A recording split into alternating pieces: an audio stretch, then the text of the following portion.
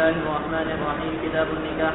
بسم الله الرحمن الرحيم. الترغيب في النكاح لقول الله تعالى: فانكحوا ما طاب لكم من النساء. وبه قال حدثنا سعيد بن ابي مريم قال اخبرنا محمد بن جعفر قال اخبرني حميد بن ابي حميد الطويل انه سمع انس بن مالك رضي الله تعالى عنه يقول: جاء ثلاثة رجل إلى بيوت أزواج النبي صلى الله عليه وسلم يسألون عن عبادة النبي صلى الله عليه وسلم فلما أخبروا كأنهم تقالوها فقالوا: أين نحن من النبي صلى الله عليه وسلم قد غفر له ما تقدم من ذنبه وما تأخر. قال أحدهم: أما أنا فإني أصلي الليل أبدا. وقال آخر: أنا أصوم الدهر ولا أفتي. وقال آخر: أنا أعتزل النساء ولا أتزوج أبدا. فجاء رسول الله صلى الله عليه وسلم إليهم فقال: أنتم الذين قلتم كذا وكذا، أما والله إني لأخشاكم لله وأتقاكم له، لكني أصوم وأفطر وأصلي وأرقد وأتزوج النساء، ومن رغب عن سنتي فليس مني.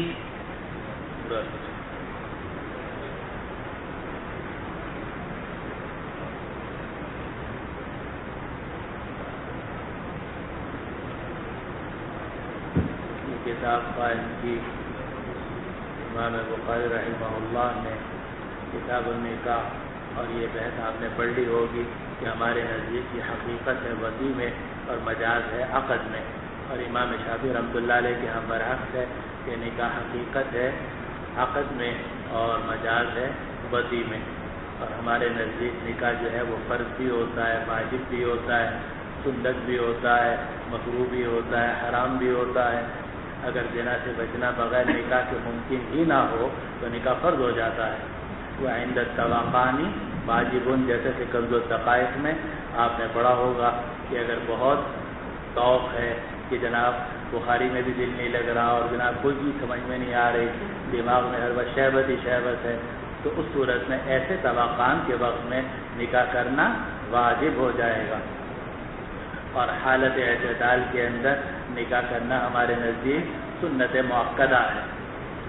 حالت اعتدال کے میں نکاح کرنا ہمارے نزدیک سنت مؤکدہ ہے اور سنت ہے انبیاء کرام علیہم السلام کی. وَلَقَدْ أَرْسَلْنَا رُسُلًا مِّن قَبْلِكَ وَجَعَلْنَا لَهُمْ أَزْوَاجًا وَذُرِّيَّةً، اور باقی جو فضائل ہیں وہ آگے آنے والے ہیں. اور اگر آدمی کو یہ خیال ہو کہ میں بیوی کے حقوق ادا نہیں کر سکوں گا، ظن غالب ہو کہ میں بیوی کے حقوق ادا نہیں کر سکوں گا، ازدواجی حقوق ادا نہیں کر سکوں گا، تو اس کے لیے نکاح کرنا مکروہ تحریمی ہے.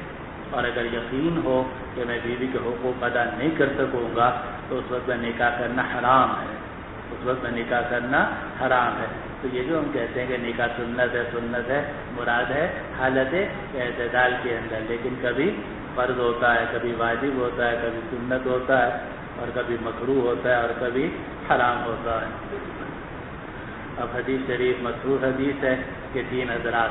یہ 3 حضرات کون سے تھے؟ تو آپ کے حاشیے میں لکھا ہوا ہے کہ علی بن ابی طالب اور حضرت عثمان ابن مظعون اور مقداد ابن الاسود. نام لکھا ہوا ہے عبداللہ ابن عمرو ابن العاص کا، لیکن حافظ ابن حجر رحمہ اللہ اور دوسرے شراح کو اس پر اشکالات ہیں کافی. اس لیے اکثر علماء نے محققین نے ترجیح یہ دی کہ جو حضرات تھے ان میں مقداد ابن الاسود شامل تھے.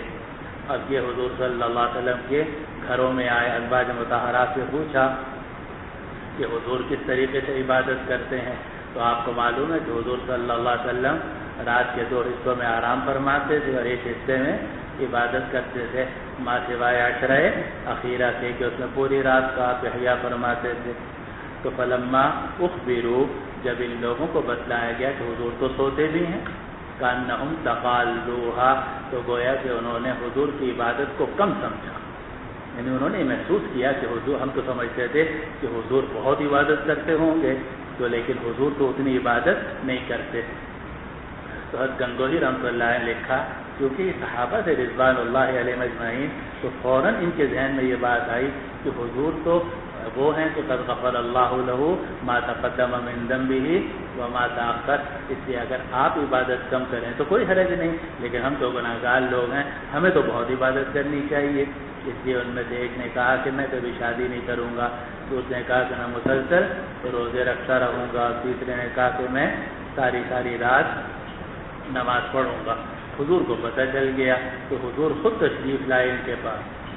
فجاء رسول اللہ صلی اللہ علیہ وسلم الیہم، آپ خود تشریف لائے اور فرمایا تم ہی وہ لوگ ہو کہ جنہوں نے یہ بات کہی ہے؟ انہوں نے کہا جی ہاں۔ آپ نے فرمایا انی لاخشاکم للہ واتقاکم لہ، کہ میں تم میں سب سے زیادہ اللہ سے ڈرنے والا ہوں اور تم سے زیادہ متقی ہوں، لیکن میں روزہ بھی رکھتا ہوں اور روزہ چھوڑتا بھی ہوں، اور رات کو نماز پڑھتا بھی ہوں اور رات کو سوتا بھی ہوں، اور میں عورتوں سے شادی بھی کرتا ہوں، تو جو میری سنت سے اعراض کرے گا وہ مجھ سے نہیں ہے۔ معلوم ہے کہ ساری رات اگر آدمی سوئے گا تو یہ بھی سنت کے خلاف ہے، اور اگر ساری رات جاگتا رہے گا، عبادت کرتا رہے گا، تو یہ بھی سنت سے ہٹی ہوئی بات ہے، اللہ یہ کہ عشرہ اخیرہ وغیرہ میں ہو تو ہو۔ اسی طریقے سے مسلسل روزہ رکھنا کہ بیچ میں افطاری نہ ہو، تو یہ بھی سنت نبویہ کے خلاف ہے۔ اسی طرح رہبانیت کو اختیار کرنا کہ آدمی نکاح کو ترک کر دے اور یہ سمجھے کہ نکاح کو ترک کرنا باعث فضیلت ہے، نیکی کی بات ہے، یہ بھی سنت کے خلاف ہے۔ وبه قال حدثنا علي أنه سمع حسان بن إبراهيم عن يونس بن يزيد عن الزهري أنه قال أخبرني عروة أنه سأل عائشة رضي الله تعالى عنها وعنهم عن قوله تعالى وإن خفتم ألا تقسطوا في اليتامى فانكحوا ما طاب لكم من النساء مثنى وثلاث ورباع فإن خفتم ألا تعدلوا فواحدة أو ما ملكت أيمانكم ذلك أدنى ألا تعولوا. قالت يا ابن أختي اليتيمة تكون في حجر وليها فيرغب في مالها وجمالها يريد أن يتزوجها بأدنى من سنة صداقها فنهوا أن ينكحوهن إلا أن يقسطوا لهن فيكملوا الصداق وأمروا بنكاح من سواهن من النساء. باب قول النبي صلى الله عليه وسلم من استطاع منكم الباءة فليتزوج فإنه غض للبصر وأحسن للفرج وليتزوج من لا أرب له في النكاح. وبه قال حدثنا عمر بن حفص قال حدثنا بي قال حدثنا الأعمش قال حدثني إبراهيم بن القمة قال كنت مع عبد الله فلقيه عثمان بمنن فقال يا أبا عبد الرحمن إن لي إليك حاجة فخليا فقال عثمان هل لك يا أبا عبد الرحمن في أن نزوجك بكرا تذكرك بما كنت تعهد. فلما رأى عبد الله أن ليس له حاجة إلى هذا أشار إلي فقال يا علقمة فانتهيت إليهم ويقول أما لئن قلت ذلك لقد قال لنا النبي صلى الله عليه وسلم يا معشر الشباب من استطاع منكم الباءة فليتزوج ومن لم يستطع فعليه بالصوم فإنه له وجاء. اور یہ بتلایا کہ حضور کا حکم ہے صلی اللہ علیہ وسلم کا کہ اے نوجوانوں شادی کر دو. یا معاشر الشباب من استطاع منکم الباءۃ فلیتزوج، تم میں سے جو شادی کر سکتا ہے، نکاح کر سکتا ہے، فلیتزوج، اس کو شادی کر لینی چاہیے. اور فلیتزوج کا امر وجوب کے لیے بھی ہو سکتا ہے طبقان میں، اور استحباب کے لیے ہونے میں تو کوئی شبہ ہی نہیں ہے. البتہ اگر کسی آدمی کو نکاح کی کوئی حاجت ہی نہ ہو، نکاح کی حاجت نہ ہو اور وہ یہ محسوس کرتا ہو کہ مجھے نکاح کی ضرورت نہیں ہے اور وہ نکاح کو ترک کر دے تو بھی اجازت ہے. اب اس سے متعلق یہ روایت نقل کی. علقمہ کہتے ہیں کہ میں عبداللہ بن مسعود رضی اللہ عنہ کے ساتھ تھا تو عثمان غنی ان سے آ کر ملے مینا میں. اور پیچھے ذہن میں یہ رکھو کہ عبداللہ بن مسعود عثمان غنی سے ناراض تھے اور بہت زیادہ ناراض تھے، اور اس لیے ناراض تھے کہ عثمان غنی رضی اللہ عنہ نے جمع قرآن میں ان کو شریک نہیں کیا تھا. اور آپ نے ترمذی کی روایت میں پڑھ لی ہوگی کہ پڑھا ہوگا کہ عبداللہ بن مسعود نے فرمایا تھا جو اپنے مصحف چھپا سکتا ہے چھپا لے، لیکن حضرت عثمان غنی اور ان کے لوگوں نے سارے مصحف نکلوائے اور جو مصحف غلط طریقے سے یا منسوخ آیتوں پر مشتمل تھے ان کو جلا دیا گیا. الی آخرہ ہی تو کچھ ناراضگی ہو گئی تھی حضرت عبداللہ بن مسعود رضی اللہ عنہ کو. تو عثمان غنی اس ناراضگی کو دور کرنے کے لیے خود تشریف لائے اور آ کر کچھ مزاح کیا جی. تو آ کر کہا کہ اے ابو عبد الرحمن میری آپ سے کچھ ایک حاجت ہے. اب دونوں خلوت میں چلے گئے تو عثمان غنی نے کہا یہ اے ابو عبد الرحمن یہ کنیت ہے عبداللہ بن مسعود کی، کیا آپ کو اس بارے میں رغبت ہے کہ ہم آپ کی شادی کرا دیں کسی کنواری لڑکی سے؟ تو تذکروا کا ما کنت تعهد، اور وہ آپ کو یاد دلا دے وہ ساری چیزیں جس کو آپ جانتے تھے. یعنی جب کنواری لڑکی سے آپ شادی کریں گے تو آپ کی جوانی گویا کہ لوٹ آئے گی، تو پرانی جو باتیں سب آپ کو یاد آ جائیں گی. لیکن جب عبداللہ بن مسعود نے یہ دیکھا کہ نہیں ان کو تو اس شادی کی کوئی ضرورت نہیں ہے تو اشار الیہ، تو مجھے اشارہ کیا کہ واپس آ جاؤ، یعنی علقمہ کو کہا کہ تم آ جاؤ، ایسے ہی یہ تو مذاق کر رہے ہیں۔ خیر واپس آ گیا میں۔ جب میں وہاں پہنچا تو وہ یہ فرما رہے تھے کہ آپ نے تو یہ بات کہی ہے، اور مجھے معلوم ہے کہ نبی کریم صلی اللہ علیہ وسلم نے ہم سے فرمایا کہ نوجوانوں کو کرو، تم میں سے جو آدمی نکاح کر سکتا ہے اس کو شادی کر لینی چاہیے، اور جو استطاعت نہیں رکھتا تو اسے چاہیے کہ روزے رکھے مسلسل، فإنہ لہ وجاء، اور یہ روزوں کا رکھنا اس کے خصیتین کو کچلنے والی چیز ہے، یعنی شہوت کو وقتی طور پر دور کرنے والی چیز ہے۔ جی باب من لم يستطع الباءة فليصم. وبه قال حدثنا عمر بن حفص بن غياث قال حدثني قال حدثنا نعمش قال حدثني عمارة عن عبد الرحمن بن يزيد قال دخلت مع علقمة والأسود على عبد الله رضي الله تعالى عنه فقال عبد الله كنا مع النبي صلى الله عليه وسلم شبابا لا نجد شيئا، فقال لنا رسول الله صلى الله عليه وسلم يا معشر الشباب من استطاع منكم الباءة فليتزوج فإنه غض للبصر واحسن للفرج، ومن لم يستطع فعليه بالصوم فإنه له وجاء. کہ ایک مرتبہ میں بیٹھا ہوا تھا تو ایک غیر مقلد بھی میرے پاس بیٹھے ہوئے تھے، تو ایک آدمی آیا میرے پاس اور اس نے کہا کہ حضرت مجھے نکاح کی ابھی صورت نہیں ہے اور شہوت بہت ہوتی ہے۔ تو حضرت خانوی رحمۃ اللہ فرماتے میں نے ابھی کوئی جواب نہیں دیا تھا کہ وہ جو غیر مقلد برابر میں بیٹھے تھے، ان کو بولنے کا مرض ہوتا ہے غیر مقلدوں کو، تو کثرت بول میں مبتلا ہوتے ہیں۔ تو جناب یہ غیر مقلد جو تھے وہ بول اٹھے اور کہنے لگے کہ حدیث میں آیا ہے کہ جو آدمی نکاح نہ کر سکتا ہو اسے روزے رکھنے چاہیے۔ تو وہ صاحب کہنے لگے کہ میں نے روزے بھی رکھے ہیں لیکن کوئی فائدہ نہیں ہوا، اب چپ۔ تو حضرت خانوی رحمۃ اللہ فرمایا بھائی آپ نے جواب دیا تھا، مزید جواب دیجیے آپ ان کو، اب چپ، کوئی جواب سمجھ میں نہ آئے۔ تو حضرت خانوی رحمۃ اللہ علیہ نے سائل سے پوچھا کہ آپ نے روزے کس طریقے سے رکھے ہیں؟ تو اس نے بتایا کہ اس طریقے سے رکھے ہیں۔ فرمایا نہیں، حدیث میں آتا ہے فعلیہ بالصوم، اپنے اوپر روزوں کو لازم کرے، یعنی مسلسل روزے رکھے۔ جب مسلسل روزے رکھے گا تو شہوت میں کمی آئے گی، ورنہ عام حالات کے اندر جب آدمی روزے رکھنا شروع کرتا ہے تو شروع میں شہوت میں اضافہ ہوتا ہے۔ اسی لیے آپ نے دیکھا ہوگا کہ رمضان میں شروع میں شہوت میں اضافہ ہو جاتا ہے، لیکن جو مسلسل آدمی روزے رکھتا ہے آخر میں جا کے پھر شہوت میں کمی ہوتی ہے۔ تو یہ استدلال ہے اعلیٰ سے، کیونکہ اعلیٰ آتا ہے کس کے لیے؟ لزوم کے لیے۔ معلوم ہو کہ حدیث کو سمجھنا بھی فقہا کا کام ہے۔ جی باب کثرت النساء. وبه قال حدثنا ابراہیم بن موسیٰ. عورتوں کی کثرت کے بارے میں کہ اگر آدمی 2 یا 3 یا 4 شادیاں کرے تو یہ کوئی عیب کی بات نہیں ہے، بلکہ یہ پسندیدہ ہے۔ خود قرآن مجید میں فانکحوا ما طاب لکم من النساء، تم جتنی چاہو عورتوں سے شادی کرو جو تمہارے لیے پسند ہو، 2 3 4۔ اور آج کل تو آپ کو پتہ ہے کہ دوسری شادی جو ہے وہ بڑا معیوب ہے، بلکہ بعض علاقوں میں تو اس کو گناہ کبیرہ ہی سمجھتے ہیں۔ اور حضرت گنگوہی رحمۃ اللہ علیہ نے لکھا ہے کہ اگر کوئی آدمی نکاح ثانی کو یا نکاح ثالث کو معیوب سمجھے تو مجھے کفر کا اندیشہ ہے۔ وجہ یہ ہے کہ اکثر صحابہ جو تھے ان کی شادیاں 1 سے زیادہ تھیں، اور حضور صلی اللہ علیہ وسلم کے جو بیویاں تھیں وہ بھی 1 سے زیادہ تھیں، 9 بیویاں تھیں۔ تو اگر کوئی آدمی اس کو معیوب سمجھے گا نعوذ باللہ، تو ایک تو فانکحوا ما طاب لکم من النساء مثنی و ثلاث و رباع پر اس کا اعتراض ہوا، اور دوسرا حضور علیہ الصلوۃ والسلام اور صحابہ رضوان اللہ علیہ اجمعین پر گویا کہ اعتراض کا دروازہ وہ کھول رہا ہے۔ تو حالانکہ یہ جو عورتوں کی کثرت ہے اور 1 سے زیادہ بیویوں کا ہونا یہ کوئی ایسی بات نہیں ہے، بلکہ یہ پسندیدہ ہے، چنانچہ روایتوں میں آ رہا ہے۔ جی وبه قال حدثنا ابراہیم حقوق ادا کرنے ضروری ہے۔ وہ حضرت خانوی رحمۃ اللہ علیہ نے 2 شادیاں کی، تو ان کی پہلی بیوی نے کہا کہ مولوی صاحب آپ نے یہ دوسری شادی کھول کر کے اپنے مریدوں کے لیے نکاح ثانی کا راستہ کھول دیا ہے کہ 2 کرو۔ تو حضرت نے فرمایا کہ میں نے کھولا نہیں، بند کیا ہے، کوئی میری طرح عدل کر کے تو دکھائے۔ پھر عدل کے قصے تو آپ نے پڑھے ہی ہوں گے۔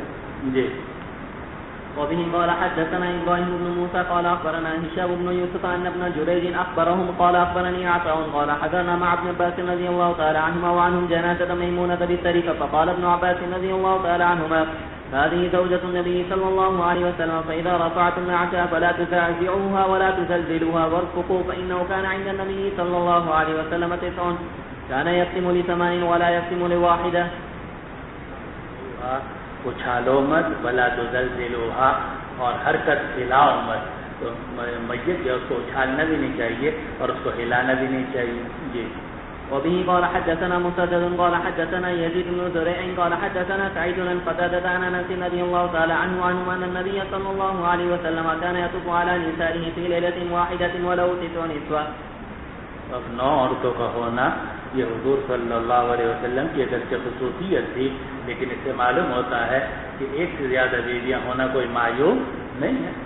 معیوب ہوتا نعوذ باللہ، تو یہ براہ راست اعتراض ہے نبی کریم صلی اللہ علیہ وسلم پر اور صحابہ رضوان اللہ علیہ اجمعین پر. جی. وقال للخليفة حدثنا يزيد بن زريع قال حدثنا سعيد بن قتادة ان انس رضي الله تعالى عنهم حدثهم عن النبي صلى الله عليه وسلم. وبه قال حدثنا علي بن الحكم الأنصاري قال حدثنا أبو عوانة عن عقبة عن طلحة اليماني سعيد بن جبير رضي الله تعالى عنه قال رحمه الله تعالى قال لابن عباس رضي الله تعالى عنهما هل تزوجت؟ قلت له قال قد تزوجت فإن خير هذه الأمة أكثرها نساء. سعيد بن جبير کہتے ہیں، اور جو کتابوں میں لکھا کہ ان کی داڑھی ابھی آنی شروع ہوئی تھی، داڑھی ان کی آنی شروع ہوئی تھی. تو مجھ سے عبداللہ ابن عباس نے فرمایا کہ کیا تم نے شادی کر لی ہے؟ میں نے کہا نہیں. فرمایا شادی کر لو، کیونکہ اس امت کا بہترین آدمی وہ ہے جس کی بیویاں زیادہ ہوں. یہ عبداللہ ابن عباس رضی اللہ عنہ نے فرمایا. جی. اور یہ جو جتنی فحاشی اور اوریانی پھیل رہی ہے، تو ان سب کا علاج صرف ایک ہی ہے، اور وہ ہے زیادہ شادی، بشرطے کہ انسان اس میں عدل سے کام لے. اور اسی لیے ہم نے آپ کو بتایا کہ اسلام جو ہے وہ جذبات کو کچلتا نہیں ہے، بلکہ جذبات کی نکاسی کا راستہ تجویز کرتا ہے. تو ایک طریقہ تو وہ ہے جو یورپ کا ہے کہ وہ جذبات کو برانگیختہ کرو اور شادیوں پہ پابندی لگاؤ. یہ انہوں نے کر رکھا ہے کہ جناب وہ جذبات کو برانگیختہ کرتے ہیں طرح طرح کی چیزوں سے، اور پھر اس کے بعد نکاح پہ پابندیاں لگائی ہوئی ہیں تاکہ زنا کا راستہ کھلے. اور شریعت جو ہے وہ یہ کرتی ہے کہ نکاح کے راستے کو کھول دیتی ہے. 1 کر لو، 2 کر لو، 3 کر لو، 4 کر لو. اور آپ کو پتہ ہے کہ شہوت جو ہے یہ شہوت فرج ایسی ہے جیسے شہوت طعام، کہ شہوت طعام کی ایک حد ہوتی ہے. مولوی صاحب، اگر پلاؤ مرغا جو ہے وہ آپ کے سامنے رکھا ہوا ہے تو آپ کھا لو، ڈٹ کے کھا لو. پھر اس کے بعد کوئی کہے گا کھا لو تو کہتا ہے اب تو الٹی آ رہی ہے. تو آدمی کو زیادہ کھا نہیں سکتا، الٹی آنے لگتی ہے. بالکل اسی طریقے سے جب شہوت زیادہ پوری کرتا ہے پھر اس کے بعد تو الٹی آنے لگتی ہے، یعنی وہ شہوت بھی اس کو اچھی نہیں لگتی. یہ ایک اللہ تعالیٰ نے انسان کی خصوصیت رکھی ہے. تو اسلام نے یہ طریقہ اختیار کیا ہے کہ شہوت کو دبایا نہیں، نہ شہوت طعام کو دبایا، نہ شہوت فرج کو دبایا، بلکہ اس کے نکاسی کا راستہ تجویز کیا. جی. اور یورپ میں کیا فحاشی اور اوریانی ہوگی جو کہ دور جاہلیت میں تھی. آج کل تو ننگوں کے قلب آپ کھلے ہوئے ہیں، لیکن آپ کو معلوم ہے کہ وہاں تو بیت اللہ کا طواف ہی ننگے کرتے تھے. مرد اور عورتیں بیت اللہ کا ننگے طواف کرتے تھے.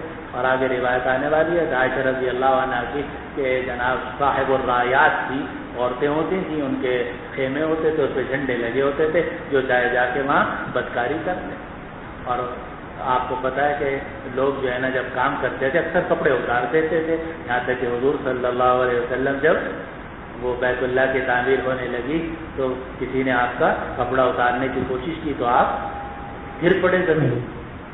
تو وہاں تو یہ فحاشی اور یعنی کوئی چیز ہی نہیں تھی.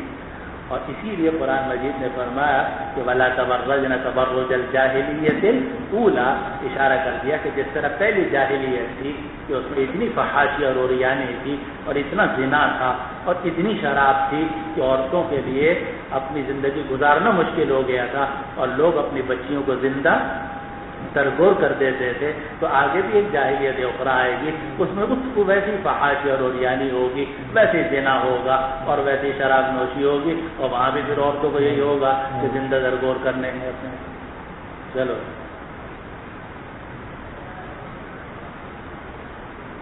جی. باب من هاجر او عمل خيرا لتزويج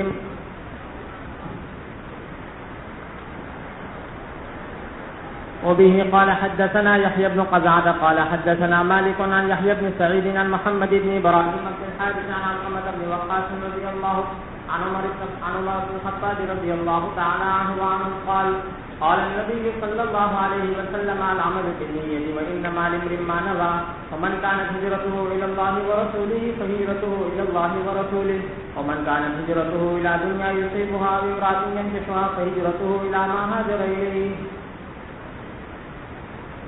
باب تزويج المعسر الذي معه القرآن والإسلام فيه تعليم عن النبي صلى الله عليه وسلم وبه قال. اور لیکن اس کے ساتھ قرآن اور اسلام ہے تو اس کی شادی کرا دینا چاہیے. اور آگے ایک اور باب آنے والا ہے کہ باب تزویج المقل، کہ اگر کوئی آدمی بیٹھے اس کے پاس کم ہوں اور پھر باب تزویج المعسر کہ جو تندرست آدمی ہے اس کی شادی کرا دینا بھی جائز ہے، جبکہ بیوی اور بیوی کے یعنی لڑکی اور لڑکی کے اولیاء اس کے اوپر راضی ہوں. اگر اس فقر و فاقے کے اوپر راضی ہوں تو پھر لڑکی شادی کر سکتی ہے، اور کوئی حرج نہیں ہے کہ آپ کی کوئی آمدنی لے کی شادی ہو جائے آپ کی. اور دلیل قرآن مجید کی آیت ہے یغنیہم اللہ من فضلہ، کہ اگر یہ فقیر ہوں گے تو اللہ تعالیٰ اپنے فضل سے ان کو غنی کر دے گا. اس لیے کہتے ہیں کہ عورت اپنا رزق خود لے کر آتی ہے، بلکہ حدیث میں آتا ہے ترزقون بضعفائکم، تمہیں رزق ملتا ہے تمہارے کمزوروں کی وجہ سے. تو آدمی کو جو رزق ملتا ہے وہ اس کی اپنی وجہ سے نہیں ملتا، اس کے بیوی اور بچوں کی وجہ سے ملتا ہے. اسی لیے شادی کے بعد اللہ سبحانہ و تعالیٰ رزق میں برکت عطا فرما دیتے ہیں. تو بیوی اپنا رزق خود لے کر آتی ہے، اور جو بچے پیدا ہوتے ہیں وہ اپنا رزق خود لے کر آتے ہیں.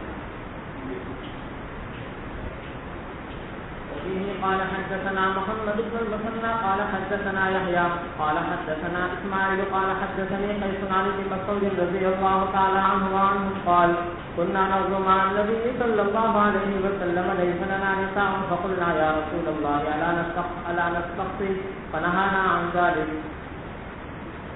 فرمایا اسی خصی ہونے کے اندر ہر وہ صورت داخل ہے کہ جس میں آدمی اپنی شہوت کو ہمیشہ کے لیے ختم کر دے، اس کے ذہن نکال دے، یا کوئی ایسی دوائی کھا لے کہ کبھی پھر اس کو شہوت ہو ہی نہ. یہ سب کا سب حرام ہے. اللہ سبحانہ و تعالیٰ نے جو قوت رجولیت یا قوت انوثیت عورت کو دی ہے یا مرد کو دی ہے، اگر کوئی مرد اور عورت اپنے اختیار سے اس کو ختم کرے گا تو یہ ناجائز ہے اور گناہ ہے. البتہ عارضی طور پر ایسی تدابیر اختیار کی جا سکتی ہیں کہ جس سے شہوت قابو میں رہے، غذا جو ہے وہ گرم نہ کھائے، تھوڑا کھانا کھائے، مسلسل روزے رکھے، محنت مشقت کی زندگی اختیار کرے. اور سب سے زیادہ جو مفید ہے وہ محنت اور مشقت کی زندگی اختیار کرنا. آپ بیٹھے رہتے ہو اسی شہوت ہوتی، لیکن اگر آپ دوڑ لگاؤ شہوت ہو رہی ہو اور آپ پورے گراؤنڈ کے ایک چکر لگاؤ واپس آؤ گے شہوت ختم ہو جائے. اس لیے کہ یہ جو دوڑ ہے، محنت ہے، خالی بیٹھنے سے شیطان کا اثر ہوتا ہے، خالی بیٹھنے سے شیطان کا اثر ہوتا ہے. اسی لیے یہ جو محنت ہے، جسمانی کام، ان کو اختیار کرنا چاہیے. اور جسمانی کام آدمی اختیار کرے گا تو شہوت ہمیشہ قابو میں رہے گا. خالی بیٹھنے سے ساری مصیبتیں کھڑی ہیں. باب قول الرجل لأخيه انظر أي زوجتي شئت حتى أنزل لك عنها رواه عبد الرحمن بن عوف. مزدوروں کے ساتھ کبھی کام کر دو 2-3 گھنٹے، انشاءاللہ بالکل شفا ہو جائے گی. جب اینٹیں اٹھا کے اوپر لے کے جاؤ گے اور اینٹیں اٹھا کے نیچے لاؤ گے، ہتھوڑا چلاؤ گے، 1 گھنٹہ مرتبہ ہتھوڑا چلا دو، انشاءاللہ سارے دن شہوت نہیں. خالی بیٹھے رہتے ہو، کھاتے رہتے ہو، ظاہر شہوت نہیں ہوگی تو پھر کیا ہوگا. وبه قال حدثنا محمد بن كثير عن سفيان عن حميد الطويل قال سمعت انس بن مالك رضي الله تعالى عنه قال قدم عبد الرحمن بن عوف رضي الله عنه فعاق النبي صلى الله عليه وسلم بينه وبين سعيد بن الربيع الانصاري وعند الانصاري امرأتان فعرض عليه ان ينافسه اهله وماله فقال بارك الله لك في أهلك ومالك دلوني على السوق فأتى السوق فربح شيئا من عقد وشيئا من ثمن فرآه النبي صلى الله عليه وسلم بعد أيام وعليه وبر من صفرة فقال ما هي يا عبد الرحمن فقال تزوجت أنصارية فقال فما تخت قال وزن نواة من ذهب قال أولم ولو بشاة. عبد الرحمن بن عوف رضی اللہ عنہ نے حضرت عابد بن نبی رضی اللہ عنہ کو پیشکش کی. عابد بن نبی رضی اللہ عنہ نے عبد الرحمن بن عوف رضی اللہ عنہ کو پیشکش کی تھی وہ پیشکش یہ تھی کہ میری 2 بیویاں ہیں اور اگر تم کہو تو میں ایک کو طلاق دے دوں، لیکن آگے خود آپ کو لگانا پڑے گا کہ پھر اگر وہ یہ چاہے اور تم بھی چاہو، یہ قید لگانی پڑے گی کہ اگر وہ بھی چاہے اور تم بھی چاہو تو تم آپس میں نکاح کرنا چاہو تو کر لینا۔ یہ سارے آپ کو خود نکالنا پڑے گا تاکہ نکاح کی ساری شرائط پوری ہو جائے، کیونکہ عورت کو چھیڑ ہوتی نہیں ہے کہ زبردستی اس کی شادی کرا دی جائے، اس کا اذن ضروری ہے۔ جی باب ما يكره من التبتل والخصام. وبه قال حدثنا احمد بن يونس قال حدثنا ابراهيم بن سعد قال اخبرنا ابن شهاب سمع سعيد بن المسيب يقول سمعت سعد بن ابي وقاص رضي الله تعالى عنه وعنهم يقول رد رسول الله صلى الله عليه وسلم على عثمان بن مظعون رضي الله عنه التبتل ولو اذن له لاختصينا. آسان جی. وبه قال حدثنا ابو اليمان قال اخبرنا شعيب عن الزهري قال اخبرني سعيد بن المسيب انه سمع سعد بن ابي وقاص رضي الله تعالى عنه وعنهم يقول لقد رد علي عن النبي صلى الله عليه وسلم على عثمان ولو اجاز له التبتل لاختصينا. وبه قال حدثنا قتيبة بن سعيد قال حدثنا جرير عن اسماعيل عن قيس قال قال عبد الله كنا نغزو مع رسول الله صلى الله عليه وسلم وليس لنا شيء فقلنا لا نستقصي فنهانا عن ذلك ثم رخص لنا أن ننكح المرأة بالثوب ثم قرأ علينا يا أيها الذين آمنوا لا تحرموا طيبات ما أحل الله لكم ولا تعتدوا إن الله لا يحب المعتدين. آواز کو کھولا کرو. حد گنگوئی رحمۃ اللہ نے لکھا کہ یہ جو آ رہا ہے وَلَا تَعْتَدُوا إِنَّ اللَّهَ لَا يُحِبُّ الْمُعْتَدِينَ، مراد یہ ہے کہ حد سے تجاوز کر کے خطی ہونے کی اجازت نہیں ہے. وَلَا تَعْتَدُوا، حد سے تجاوز مت کرو، یعنی عارضی تدابیر سے اختیار کر سکتے ہو، لیکن خطی ہونے کی اور اپنے قوت رجولیت کو بالکل یا ختم کرنے کی تمہیں اجازت نہیں. جی.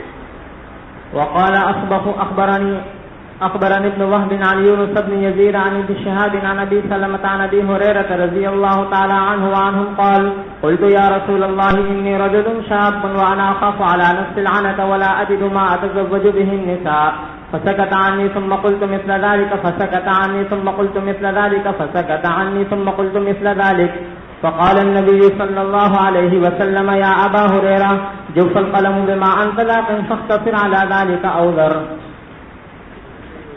جی. باب نکاح الابکار. وقال ابن ابی ملیکۃ قال ابن عباس لعائشہ. تو پوچھ لینا بھائی، کوئی بات پوچھنے کی ہو پوچھ لے، ورنہ اکثر حدیثیں گزری ہوئی ہیں. جی. لم ينكح النبي صلى الله عليه وسلم بكرا غيرك. وبه قال حدثنا اسماعيل بن عبد الله قال حدثني اخي عن سليمان عن هشام بن عروة عن ابيه عن عائشة رضي الله تعالى عنها وعنهم قالت قلت يا رسول الله أرأيت لو نزلت واديا وفيه شجرة قد أكل منها ووجدت شجرا لم يؤكل منها في أيها كنت ترضع بعيرك؟ قالت الذي لم يرضع منها تعني أن رسول الله صلى الله عليه وسلم لم يتزوج بكرا غيرها. وبه قال حدثنا عبيد الله بن إسماعيل قال حدثنا أبو هشامة عن هشام عن أبيه عن عائشة رضي الله تعالى عنها وعنهم قالت قال رسول الله صلى الله عليه وسلم أريتك في المنام مرتين إذ رجل يحملك في سرقة حرير فيقول هذه امرأتك فاكشفها فإذا هي أمسك فأقول إن يكن هذا من عند الله يمزيك.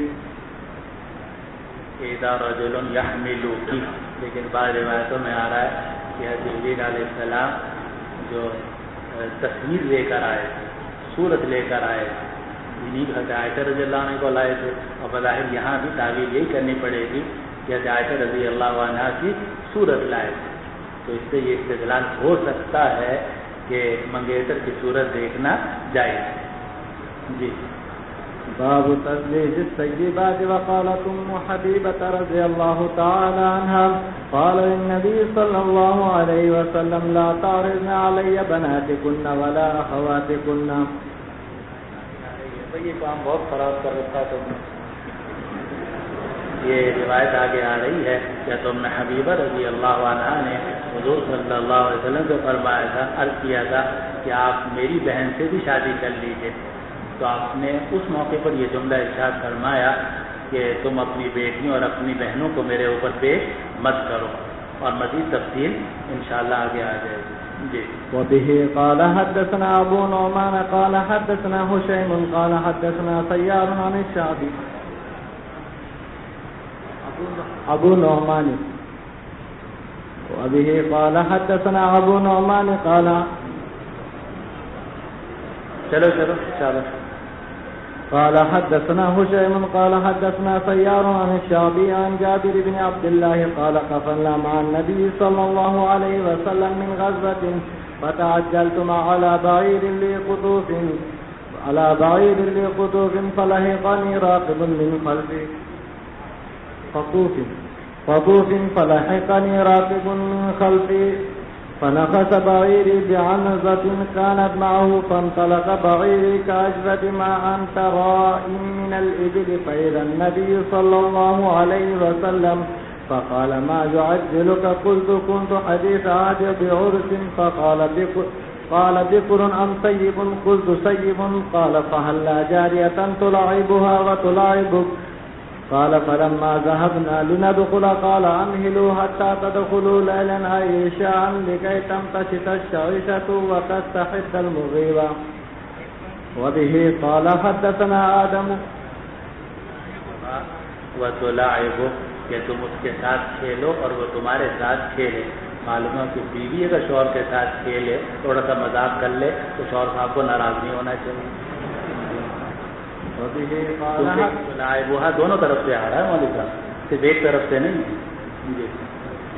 قال حدثنا آدم قال حدثنا شعبة قال حدثنا محارب قال سمعت جابر بن عبد الله يقول تزوجت فقال لرسول الله صلى الله عليه وسلم ما تزوجت؟ فقلت تزوجت سيبا فقال ما لك وللآزار ولعابها فذكرت ذلك لعمر بن مالک وللآزار ولعابها، تو اس کو لعاب بھی پڑھ سکتے ہو، لعاب بھی پڑھ سکتے ہو. اگر لعاب ہو تو لعاب کے معنی تو لعاب کے ہوتے ہیں، اور اگر لعاب ہو تو یہ مصدر ہوگا باب مفاعلہ کا کہ لعب یلعب ملاعبۃ ولعابا، جیسے قاتل یقاتل مقاتلۃ وقتالا. جی. فقال عمر وسمعت جابر بن عبد الله يقول قال لي رسول الله صلى الله عليه وسلم هل جارية تلاعبها وتلاعبك؟ باب تجديد الصغر. یہ دونوں طرف سے ہے. اور تضاحكها وتضاحكك بھی بعض روایتوں میں آ رہا ہے، وتعزها وتعزك یہ بھی بعض روایتوں میں آ رہا ہے. مختلف الفاظ آ رہے ہیں. جی. باب تجديد الصغار من الكبار. وبه قال حدثنا عبد الله بن يوسف اس کی کسی بڑے سے شادی کرا دی جائے، یعنی عمر میں فرق ہو تو جائز ہے یا نہیں ہے؟ جواب یہ کہ جائز ہے. حضرت عائشہ رضی اللہ عنہ کی شادی ہوئی، حضور صلی اللہ علیہ وسلم سے عمر میں بہت زیادہ فرق تھا. جی. وبه قال حدثنا عبد الله بن يوسف قال حدثنا الليث عن يزيد عن عراق عن عروة رضي الله تعالى عنها وعنهم أن النبي صلى الله عليه وسلم خطب عائشة إلى أبي بكر فقال له أبو بكر إنما أنا أخوك، فقال أنت في دين الله وكتابه وهي لي حلال. باب إلى من ينكح وأي النساء خير وما يستحب أن يتخير لنطفه من غير إيجاب.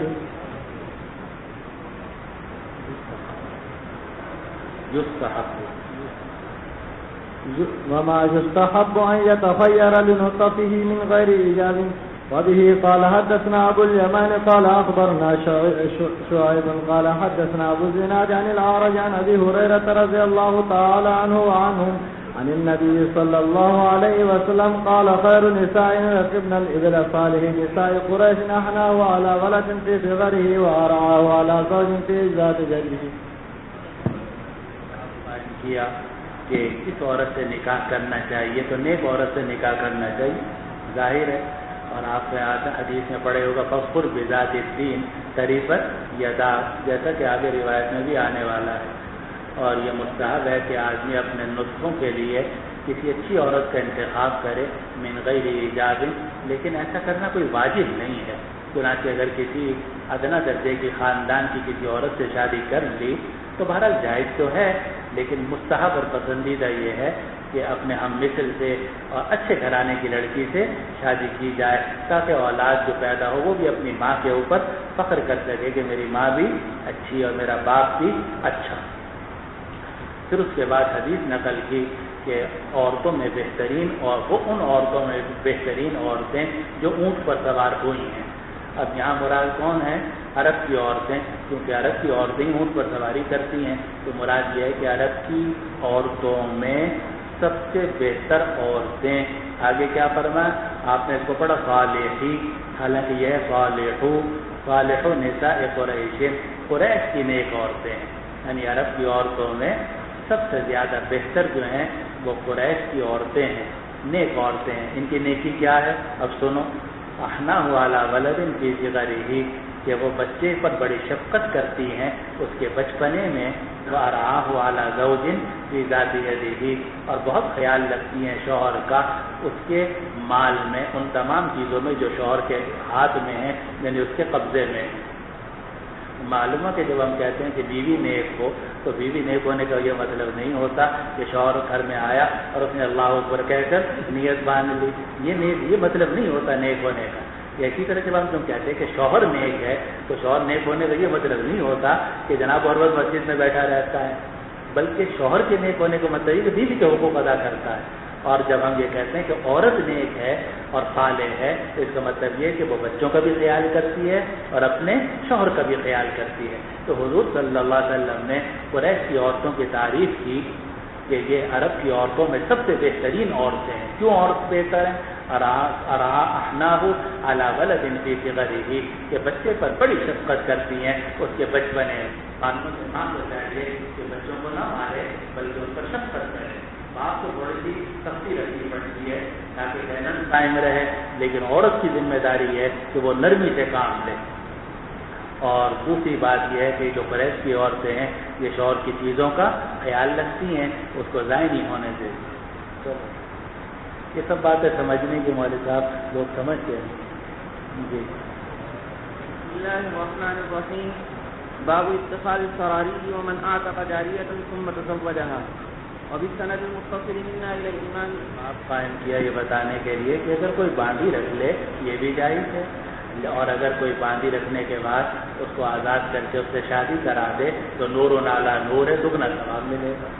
جی وبه قال حدثنا موسى بن اسماعيل قال حدثنا عبد الواحد قال حدثنا صالح بن صالح الهمداني قال حدثنا الشعبي قال حدثني ابو بردة عن ابيه رضي الله تعالى عنه وعنهم قال رسول الله صلى الله عليه وسلم ايما رجل كانت عنده وليدة فعلمها فاحسن تعليمها وادبها فاحسن تأديبها ثم اعتقها وتزوجها فله اجران، وأيما رجل من أهل الكتاب آمن بنبيه وآمن به فله أجران، وأيما مملوك أدى حق مواليه وحق ربه فله أجران۔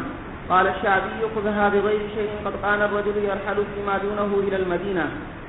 وقال أبو بكر عن أبي حكيم عن أبي بردة عن أبيه رضي الله تعالى عنه وعنهم عن النبي صلى الله عليه وسلم أعتقها ثم أصدقها۔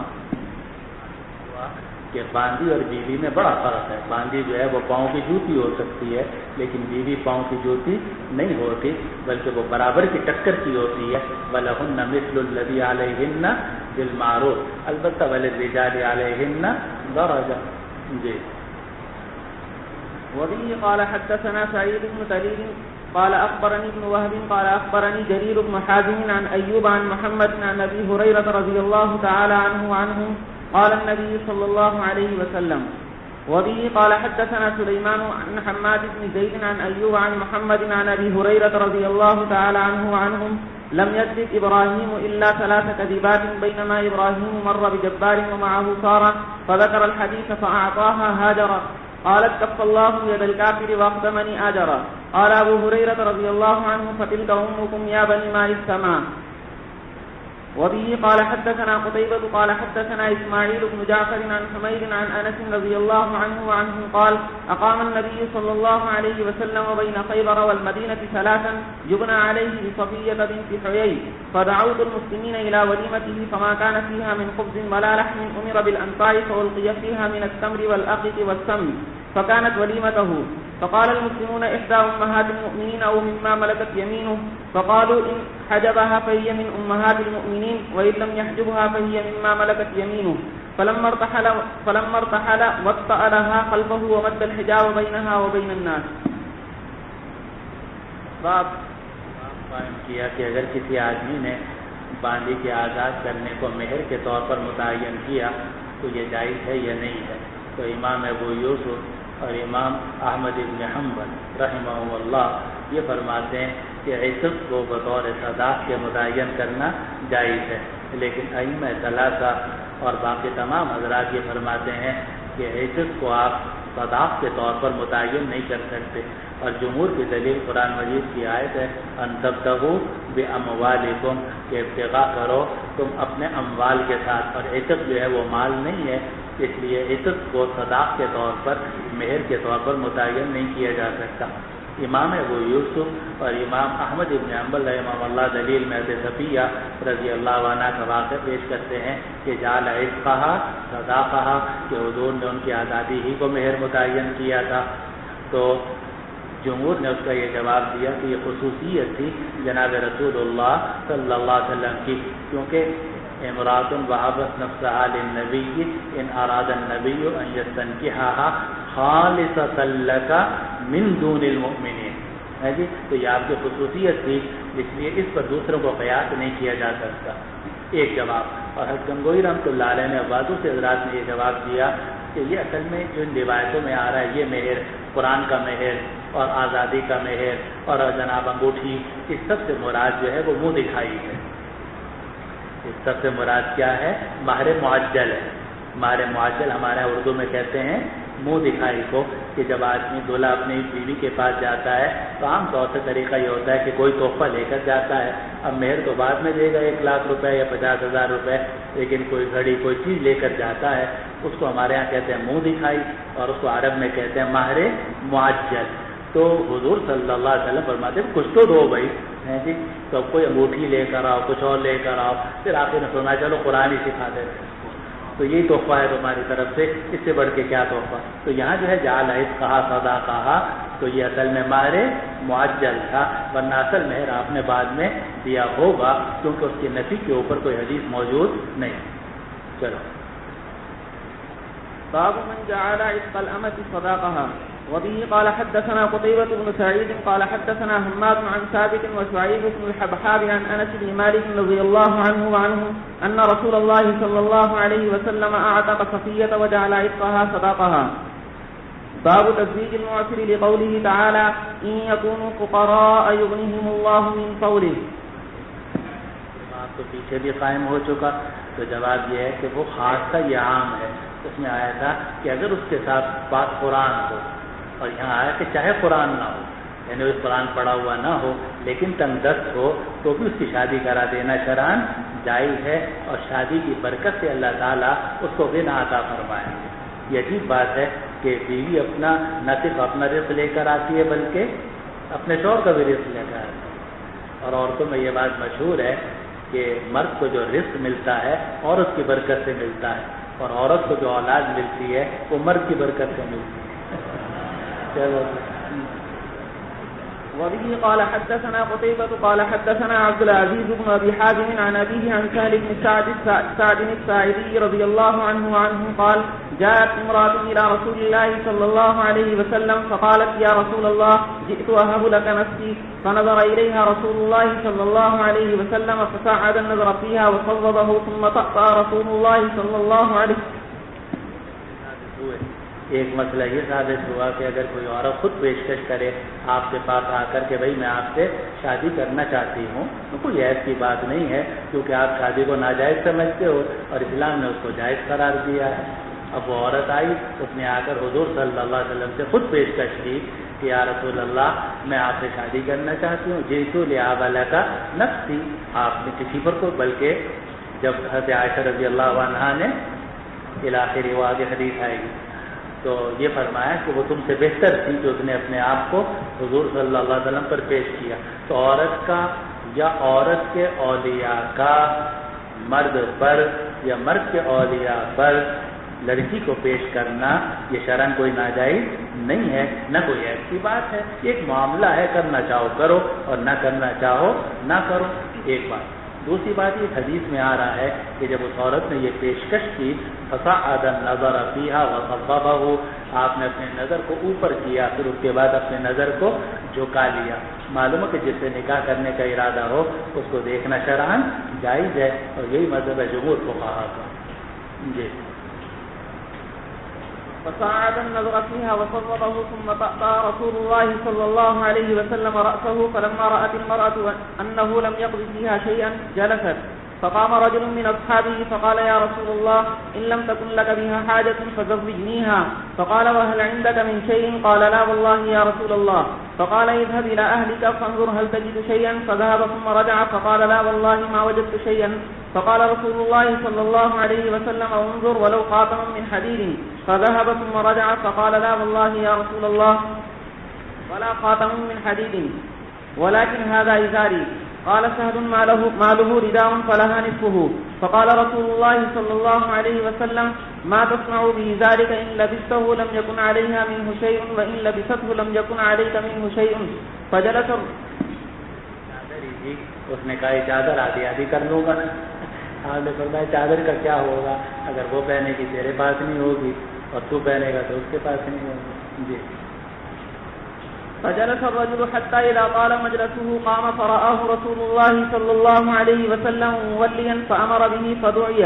فلما جاء قال ماذا معك من القرآن؟ قال معي سورة كذا وسورة كذا عددها. فقال تقرئهن عن ظهر قلبك؟ قال نعم. قال اذهب فقد ملكتكها بما معك من القرآن.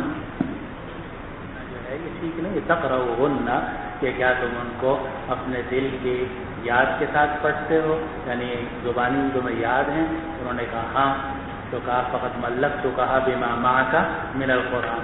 اب وہی مسئلہ کہ قرآن کو بطور مہر کے متعین کیا جا سکتا نہیں کیا جا سکتا.